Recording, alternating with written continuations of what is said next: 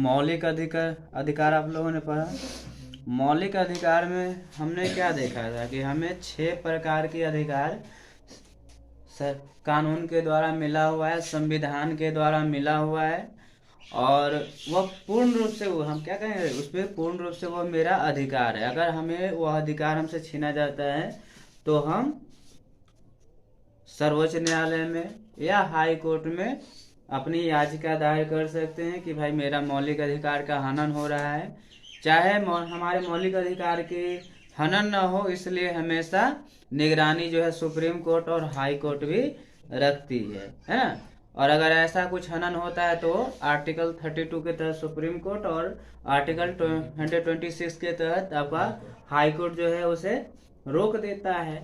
तो फिर हमारे जो देश के बुद्धिजीवी वर्ग के लोग थे, उन्होंने देखा कि हमारे देश के नागरिक क्या केवल मौलिक अधिकार लेने के भागी हैं, क्या उनका कोई कर्तव्य नहीं बनता है कि अपने देश के लिए वे कुछ करें, है ना। अगर उनसे देश के लिए कुछ नहीं करवाया जाए तो पता चलेगा कि देश अगर जब संकट में होगा और उनके सामने जाइए तो कहेंगे नहीं हम नहीं करेंगे ना, ऐसा कुछ भी हो सकता है। तो आपका 42वां संविधान संशोधन होता है, याद रखना है। कौन सा संविधान संशोधन? 42वां। इंग्लिश में संविधान संशोधन को हम लोग बोलेंगे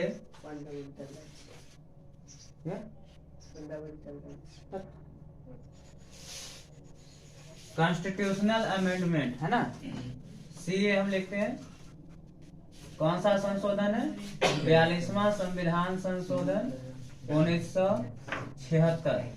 आपको यह ध्यान रखना है, 42वां संविधान संशोधन 1976 हुआ, जिसमें आपको आर्टिकल सरदार स्वर्ण सिंह समिति के सिफारिश पर, है ना। किसकी समिति? सरदार स्वर्ण सिंह समिति के सिफारिश पर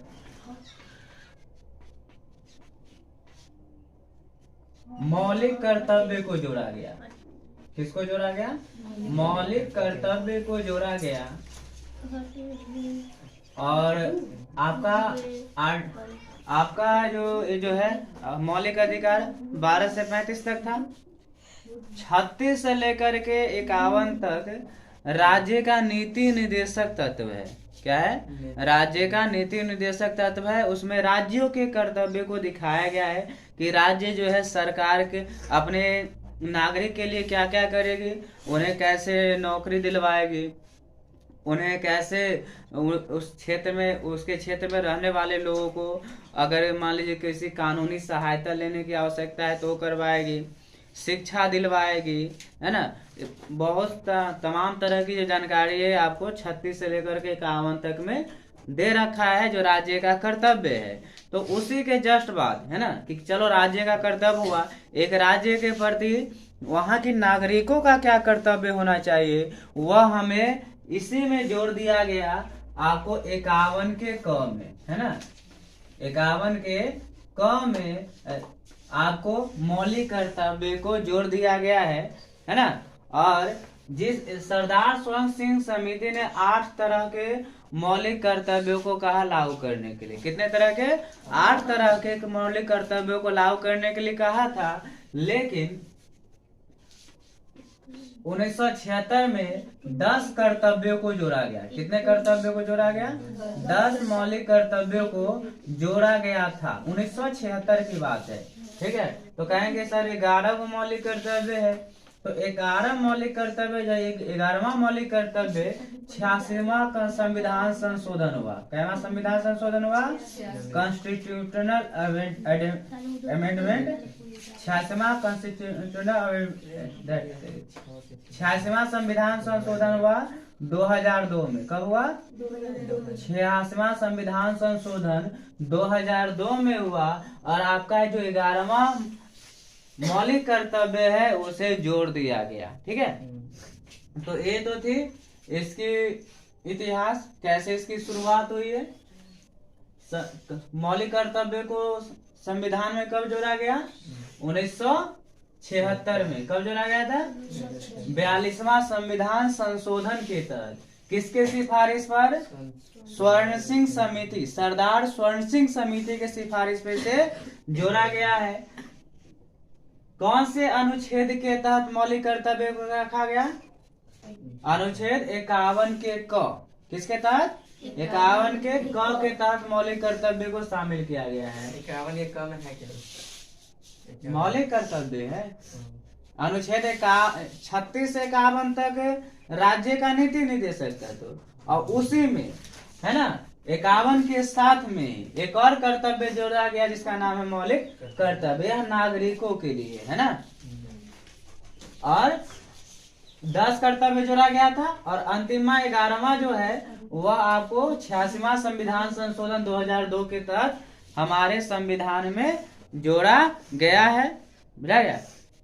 तो अब देखिए ये मूल कर्तव्य क्या है, हमें अपने राज्य के प्रति क्या क्या कर्तव्य निभाना चाहिए, इसकी चर्चा हमें मौलिक कर्तव्य में पढ़नी होती है। आप यहाँ पर भी वही है, जिस तरह से आपको मौलिक अधिकार जानना है, अधिकार लेने के लिए सभी नागरिकों को जानने की आवश्यकता है, चाहे वो पढ़ा लिखा हो, मूर्ख हो, है ना, चाहे कोई हो। देश का हर नागरिक को जिस तरह मौलिक अधिकार जानना है, उसी तरह से उसे मौलिक कर्तव्य को भी जान लेना चाहिए कि उसका कर्तव्य क्या है देश के प्रति, है ना।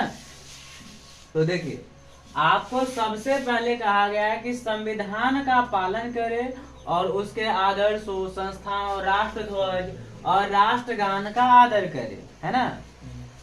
संविधान का पालन करें के कहने का मतलब है संविधान में जो बातें लिखी गई है आप बिल्कुल उसी के अकॉर्डिंग चले, कानून के दायरे में रह करके कानून के हिसाब से चले, क्योंकि कानून जो बनता है वह संविधान को, आप तो संविधान पढ़ने नहीं गए हैं, लेकिन जब कानून बनाया जाता है तो वहाँ संविधान को जो पढ़ने वाले लोग हैं, संविधान विशेषज्ञ लोग हैं, उनकी निगरानी में कोई भी कानून बनाई जाती है।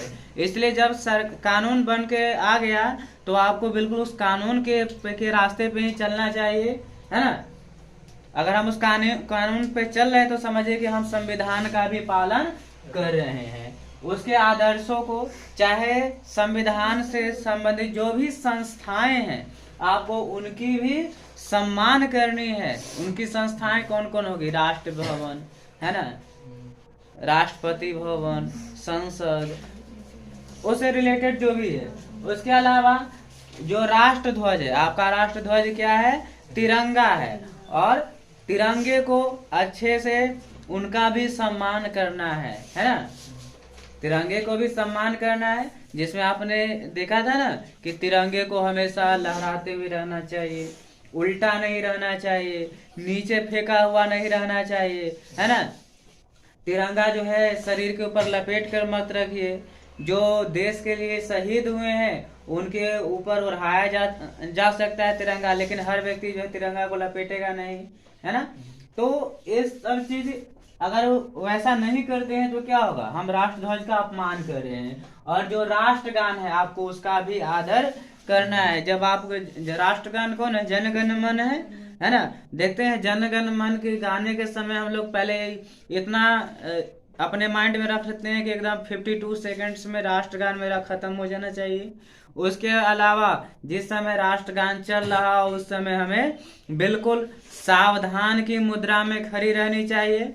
लेकिन हम आपको लगता होगा कि सर जी एक बंदिश हम एकदम कर रहे हैं खड़ा, अगर नहीं सही सीधा सुनेंगे तो सर जी आके मारेंगे। नहीं, वह आपके कर्तव्यों के बारे में बता रहे हैं कि आपको राष्ट्रगान के समय बिल्कुल सावधान की पोजीशन में रहना चाहिए, कोई हो हल्ला नहीं करना चाहिए। यहाँ तक कि जिस समय राष्ट्रगान आपके कानों में पहुंचे ना, आप कहीं पर रह जाइए, उस जिस अवस्था में रहिए उसी अवस्था में एकदम खड़े हो जाइए सीधे और सुनने लगिए, मन हो तो गाने भी लगिए, है ना। लेकिन एकदम सावधान की मुद्रा में हो जाए, तब वहां आपका क्या कर रहे हैं? राष्ट्रगान को सम्मान कर रहे हैं, है ना। अब दूसरा हमने कर्तव्य देखा कि स्वतंत्रता के लिए हमारे राष्ट्रीय आंदोलन को प्रेरित करने वाले उच्च आदर्शों को हृदय में संजोए रखे। अब क्या है, तो आपने देखा कि भारत जो है आजाद हुआ, है ना। तो पहले तो 200 वर्षों तक तो अंग्रेजों ने राज किया।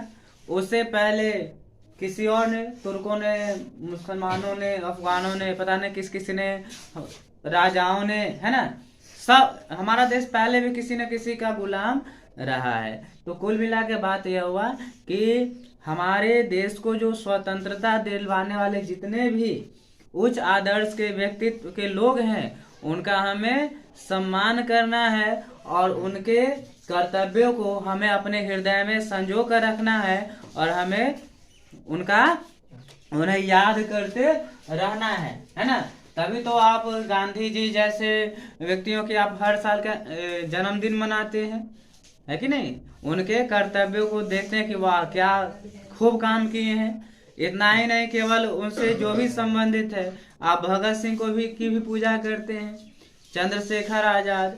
इसके अलावा आप देख लीजिए कि सरदार वल्लभ भाई पटेल का हम सम्मान करते हैं। ये सभी कौन थे? सभी हमारे भारत देश को आजाद करने वाले उच्च व्यक्तित्व के लोग हैं और इनके हम कामों को अपने हृदय में समा कर रखते हैं और इन्हें याद हमेशा करते रहते हैं। तो इनके खिलाफ जो है हमें टिप्पणी नहीं करना चाहिए, गलत बातें नहीं करनी चाहिए, क्योंकि ये किसी न किसी रूप में हमसे हमारी लिए काम किए हैं, हमारे देश को आजाद करने में अपना महत्वपूर्ण योगदान दिए हैं। इसके अलावा 3 नंबर में देखिए कि भारत की संप्रभुता, एकता और अखंडता की रक्षा करनी चाहिए। यानी कि इसमें वैसी बात कही गई है कि भारत की एकता को बनाए रखने के लिए, उसकी अखंडता को बनाए रखने की आपको हमेशा काम करना चाहिए। आपको वैसा देश में कोई काम नहीं करना चाहिए जिससे हमारा देश जो है टूटे, उसकी जो अखंडता है उस पर खतरा पहुंचे। और ऐसा कब होगा? जब हम कुछ वैसा काम करेंगे, किसी को लड़वाने का काम कर देंगे, 2 गुटों के बीच में झगड़ा करवाने का काम कर देंगे, है ना, अपने देश के बारे में ही अलग अलग बयानबाजी कर देंगे, तो उस कंडीशन में समझिए कि हम अपने देश को तोड़वाने की बात कर रहे हैं। अगला है देश की रक्षा करें और आवाहन किए जाने पर राष्ट्र की सेवा भी आपको करना है। देश की तो रक्षा करनी ही है। अब देश की रक्षा आप ऐसा नहीं केवल हम सैनिक बन करके ही रक्षा करें। देश की रक्षा करने के लिए आप जहां जिस अवस्था में हैं, वो जिस नौकरी में है, जिस प्रोफेशन में आप लगे हुए हैं, बस उसी प्रोफेशन को अपना कर्तव्य मानिए और ईमानदारी पूर्वक उस काम को करते रहना है। तो इससे जब आप छोटे छोटे कामों करिएगा, इसी से आपकी देश की रक्षा हो जाएगी। और जब भी कभी देश खतरे में पड़े तो आपको क्या करना है? उस राष्ट्र की सेवा भी करना है ना। कोरोना काल देखे थे, है ना। कोरोना काल में नर्सों को कहा गया, डॉक्टरों को कहा गया, जो जितना हो सके संभव है मदद कीजिए, है ना। तो क्या है? राष्ट्र की सेवा करना है ना। आपसे भी सेवा लिया जा सकता है, आप भी कर सकते हैं राष्ट्र की सेवा। देखिए, भारत के सभी लोगों में समरसता और समान भ्रातृत्व की भावना का निर्माण करे, जो धर्म, भाषा और प्रदेश, वर्ग आधारित सभी भेदभाव से परे हो। ऐसी प्रथाओं का त्याग करे जो स्त्रियों के सम्मान के विरुद्ध है। यानी कि आपको भारत के देश में ना सभी के साथ एकदम भाईचारा निभाना है। भाईचारा इस बात को देखकर नहीं निभाइए कि वह हमारे जाति का है, वह हमारे समुदाय का है ना। तो ऐसे देख के नहीं, बल्कि भारत के में कोई भी लोग हैं, ठीक है, भारत में क्या नंबर पर थे? 5 नंबर पर, ठीक है। तो कहने का भारत के सभी लोगों में समरसता, समान भ्रातृत्व की भावना का निर्माण करना है, जो धर्म, भाषा, प्रदेश या वर्ग आधारित सभी भेदभाव पर हो से परे हो, है ना। इसमें हम क्या देखे कि भारत में सभी नागरिकों के साथ में भाईचारे की भावना रखना है। अपना जात देखकर नहीं, अपना समुदाय देख कर के नहीं, कोई भी है आप उसके साथ प्रेम पूर्वक रहें, भाई की तरह रहें, एकदम मिलजुल कर रहें, ताकि हमारे देश का क्या हो सके? विकास हो सके। इतना ही नहीं, कुछ ऐसी भी प्रथाएं चलती है जिससे महिलाओं के सम्मान की रक्षा नहीं हो पाती है। हमें उस प्रथा को समाप्त कर देना चाहिए। आगे देखिए, हमारी संस्कृति की गौरवशाली परंपरा का महत्व समझे और उसका परिरक्षण करें। ठीक है, हमारी जो संस्कृति है, संस्कृति के कहने का मतलब आप समझ रहे हैं, संस्कृति क्या होता है? दो चीज होता है, एक होता है सभ्यता और एक होता है संस्कृति। सभ्यता जो है एक ना एक दिन खत्म हो जाएगी, है ना, सभ्यता एक ना एक दिन खत्म हो जाएगी और संस्कृति आपका सदैव जिंदा रहेगी, बशर्ते आपको जिंदा करके उसे रखना पड़ेगा, है ना। अगर अभी भी ना समझ में आया हो तो ऐसे देखिए, आपके सामने यह बोर्ड है ना, अभी आप इस बोर्ड पर पढ़ रहे हैं। कभी ऐसा भी समय था कि विदाउट बोर्ड पढ़ा जाता था, गुरुजी बताते थे, मौखिक बोलते थे और बच्चे सुन करके ही सीखा करते थे ना। फिर समय बदला, समय बदलने के बाद जो है स्लेट वाला बोर्ड आया ना, पूरा सीमेंट वाला जो है, हो सकता है क्या? अभी नहीं है, तब उसी दिन पढ़ाए ना, देखे हो। तो स्लेट वाला बोर्ड चलता था, सीमेंट वाला चलता था, उस पे पढ़ा जाता था, है ना। अब वह बहुत कम आपको रेयर केस में देखने को मिलेगा। तो वह क्या है? सभ्यता है जो खत्म हो चुकी है। एक बोर्ड वाला सभ्यता थी, सीमेंट वाला, अभी आप इस बोर्ड पे पढ़ रहे हैं। अब जैसे धीरे धीरे समय बदल रहा है, आपको कभी ऐसा भी देखने को मिलेगा कि आपको यह बोर्ड भी न दिखे, है। डिजिटल दुनिया हो रहा है, लगभग कोचिंग संस्थान में जाइए तो आपको बड़ा बड़ा डिजिटल बोर्ड मिलेगा, है ना। डिजिटल बोर्ड पर सब कुछ लिखा, हमें लिखने की आवश्यकता नहीं है, वो लिखा हुआ आएगा, बस आपको हम क्या कर देंगे, पढ़ा देंगे, समझा देंगे, है ना। तो डिजिटल बोर्ड आ रहा है। कभी ऐसा भी आए कि वह डिजिटल बोर्ड भी खत्म हो जाए, मतलब लिखा हुआ बात खत्म, आप उसमें डायरेक्ट कोई चीज जो है एकदम कर कर के बता रहा है, आप जो भी पढ़ रहे हैं आप वहाँ फिल्म की तरह वह काम हो रहा है। तो ऐसा भी समय आएगा। ये सब क्या है? सब सभ्यता की निशानी है। किसकी निशानी है? सभ्यता की निशानी है। लेकिन एक चीज बताइए, क्या आपके जो परदादा होंगे वह अपने पापा को पैर छू के प्रणाम करते होंगे कि नहीं? करते रहे होंगे ना। आप देखिए, हमारे पापा भी वही किए, कर रहे हैं।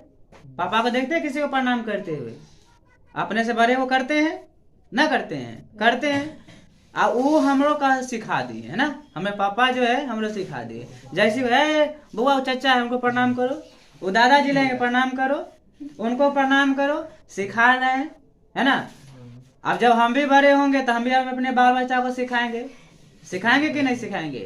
तो यह हमारी संस्कृति है जो हम एक पीढ़ी से दूसरे पीढ़ी में स्थानांतरित करते हैं और सिखाते हैं। तो क्या आपको लग रहा है जी हमारी संस्कृति खत्म हो जाएगी? नहीं होगी, बशर्ते आप अपनी संस्कृति को पहचान के रखिए, नहीं तो आपकी संस्कृति भी खत्म हो जाएगी, है ना। ये मत समझिए कि नहीं होगा। हम करने से, हम अगर अपनी संस्कृति को पहचान ले कि बहुत सुंदर हमारी संस्कृति है, तब वह खत्म नहीं होने वाला है। लेकिन आप दूसरे के कल्चर को अपनाइएगा तब तो वह संस्कृति खत्म हो जाएगा, है ना। जहाँ तक हमें याद है कि हम लोग कभी जल्दी सर जी को गुड मॉर्निंग कहने से पहले ना उनका प्रणाम किया करते थे, है ना।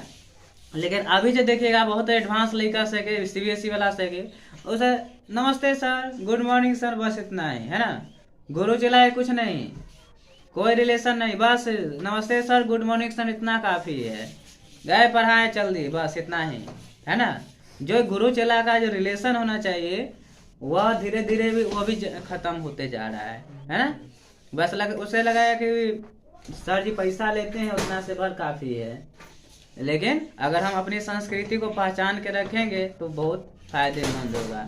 किसी को गुड मॉर्निंग से अच्छा है नमस्ते कह दीजिए, चाचा गुड मॉर्निंग चाचा से प्रणाम चाचा कह दीजिए सबसे पहली बार, है ना।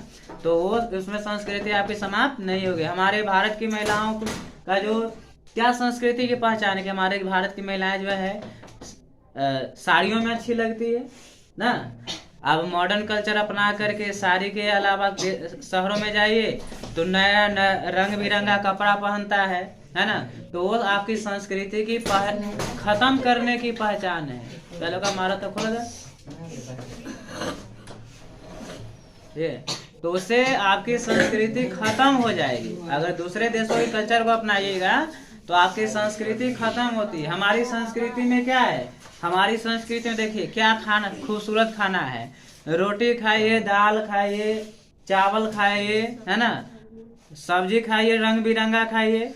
लेकिन हम वेस्टर्न कल्चर अपना करके फिर हम अपने खाने पीने से भी अपनी संस्कृति को खत्म कर रहे हैं। हम रोटी चावल के अलावा दिन भर सोचते कितना मैगी मिल जाए, कि कितना मैगी मिल जाए, एकदम जितना घटिया से घटिया जो होता है फूड, वो सब पाव रोटी वाला क्या कहते हैं, बर्गर, वो सब खा ले, है ना, तो समझते हैं कि बहुत बड़ा काबिल हो गए। अब दूसरे के देश के कल्चर अपना करके बीमारी फैलाइए, है ना। हम लोग कहानी में सुनते कि हमारे जो बाबा दादा थे पहलवान हुआ करते थे अपने भारत के खाना खा करके, है ना, पेड़ सबको तोड़ ताड़ देते थे, है ना। और अभी देख लीजिए, पता चला कि वो बोरा नहीं उठ पा रहा है विदेशी खाना खा करके। तो विदेशी कल्चर को अपनाइएगा तो यही होगा। तो हमें अपनी संस्कृति को पहचानना है, उसे संजो कर रखना है और उसे आगे बढ़ाना है, समझे। अब आगे देखिए 6 नंबर में क्या है कि प्राकृतिक पर्यावरण की रक्षा करें। प्राकृतिक पर्यावरण का मतलब समझ रहे हैं कि जो भी आपके आसपास नजर आ रहा है ये सबके सब पर्यावरण का एक हिस्सा है। हम भी पर्यावरण का एक हिस्सा है। आपके सामने तमाम जो भी नजरें उठा करके देख लीजिए वो सब के सब क्या है, पर्यावरण है। तो उनमें कुछ मानव निर्मित पर्यावरण होंगे और कुछ प्राकृतिक पर्यावरण होंगे।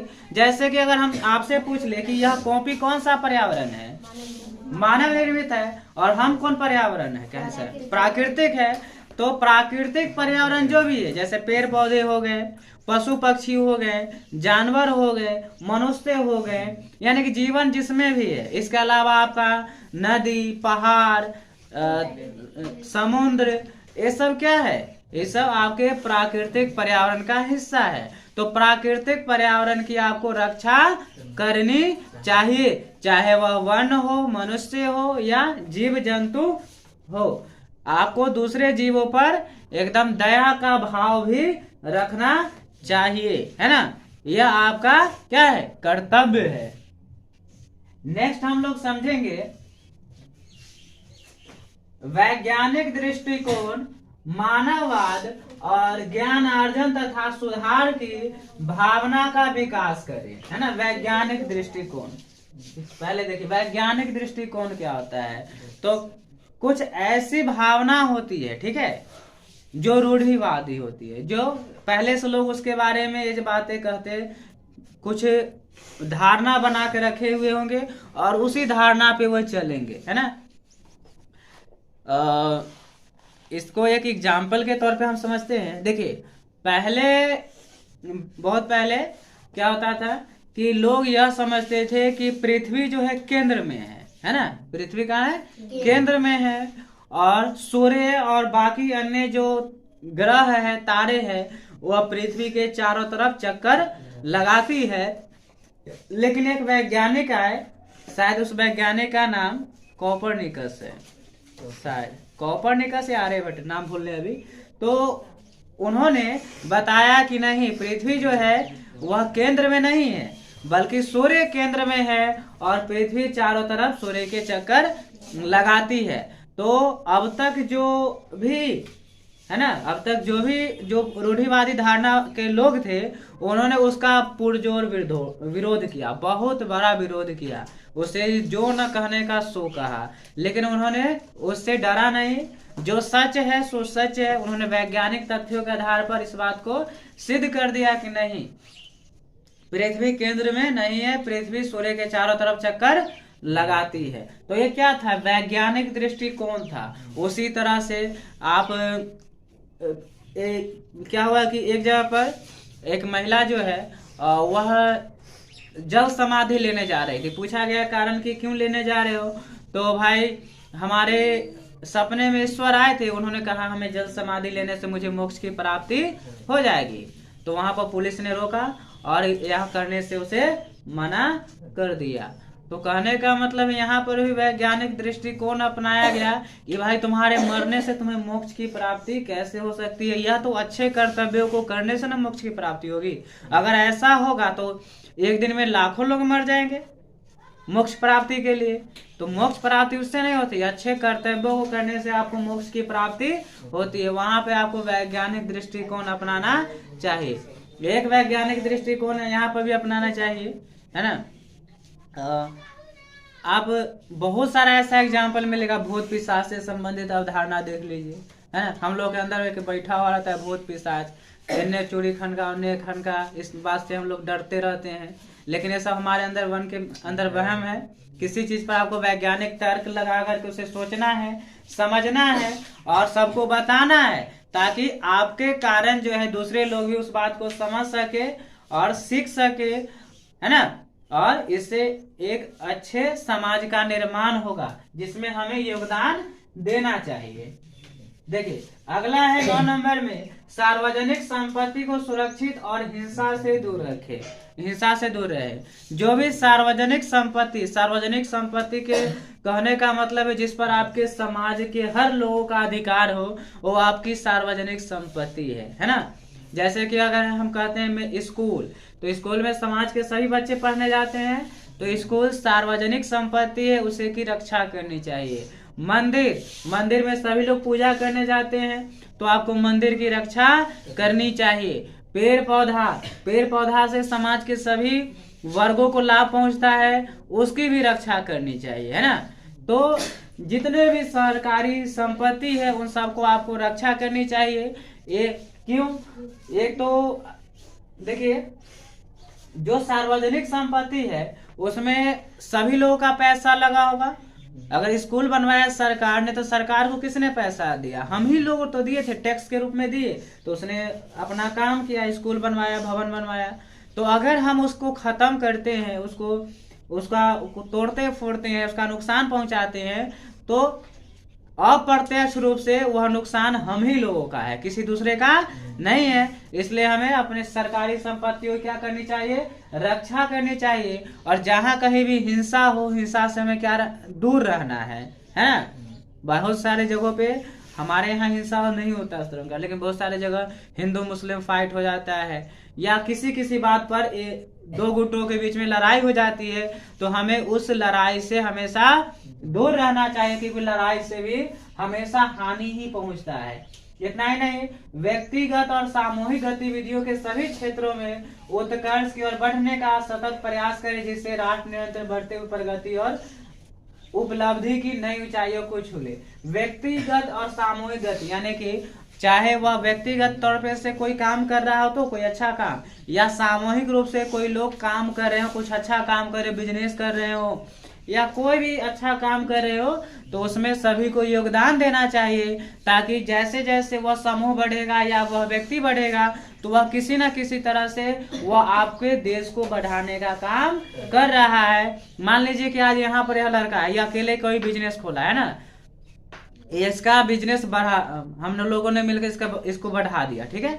अभी कुछ दिन के बाद लाखों में कमाने लगा, ठीक है। लाखों में कमाएगा तो हजारों में टैक्स देगा, करोड़ों में क्या कमाएगा तो लाखों में टैक्स देगा ना, सरकार को इनकम टैक्स देगा। तो उस टैक्स के मदद से ही तो हम लोग का काम चलता है ना। हमने कहा ना कि स्कूल बनेगा, सड़कें बनेगी, कहाँ से आएगा? टैक्स के पैसा से आएगा। तो चाहे यह व्यक्तिगत तौर पे से काम करे तब, चाहे सामूहिक रूप से आदमी काम करना स्टार्ट करे तब, वह आपके देश को ही फायदा पहुंचने वाला है, देश को ही फायदा पहुंचाएगा। इसलिए ऐसे जो लोग आगे बढ़ना चाह रहे हैं उनके टांग नहीं खींचना चाहिए, है ना, बल्कि उसको सपोर्ट कीजिए और आगे उसको बढ़ाइए।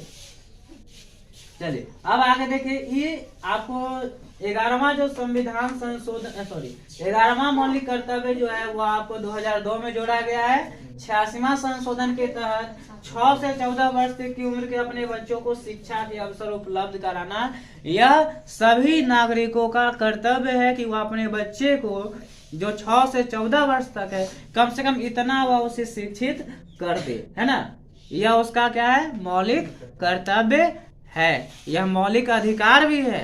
देखिए इसको मौलिक अधिकार में भी शामिल किया गया है। साथ ही राज्य के नीति निदेशक तत्व में भी शामिल किया है। राज्य को भी कर्तव्य दिया गया है कि आप चाहे जैसे भी हो 6 से 14 वर्ष के बच्चों को आप पढ़ाने की हर संभव कोशिश कीजिए, उसे किसी भी प्रकार की समस्या ना हो ऐसा आप उपलब्ध करवाइए। इसलिए सरकार जो है, आप देखिएगा जब आप 6 से 14 वर्ष तक रहते थे यानी कि 8वां तक है ना, पहला से लेकर 6 साल में एडमिशन हो जाता है सरकारी स्कूल में, और 8 6 14 आप क्लास 8 में चले गए हैं। तो क्या क्लास 8 तक जब पढ़ने में आपको बुक का पैसा लगता है? नहीं लगता है। स्कूल में आपको 1 रुपया नहीं देना है। इसके अलावा पहले क्या होता था कि बच्चा जो है खाने के लिए घर पे आ जाता था, घर से जय भी नहीं करता था, है ना, घर से वापस ही नहीं लौटता था। तो सरकार ने इसके लिए भी व्यवस्था करवा दिया कि आपको स्कूल के अंदर ही रहना है और दोपहर में अपना खाना खाइए स्कूल में ही और उसी में पढ़ते रहिए। तो ये सारी संपूर्ण व्यवस्था जो है आपको 6 से 14 वर्ष तक के बच्चों को उपलब्ध करवाया गया ताकि बच्चे का पढ़ाई डिस्टर्ब ना हो। तो ये आपका पूरा क्या था, मौलिक कर्तव्य है। खुद भी सीखिए, बच्चे को भी सिखाइए। अब दूसरा हम लोग देखने जा रहे हैं, अब इसे नहीं पढ़ाएंगे।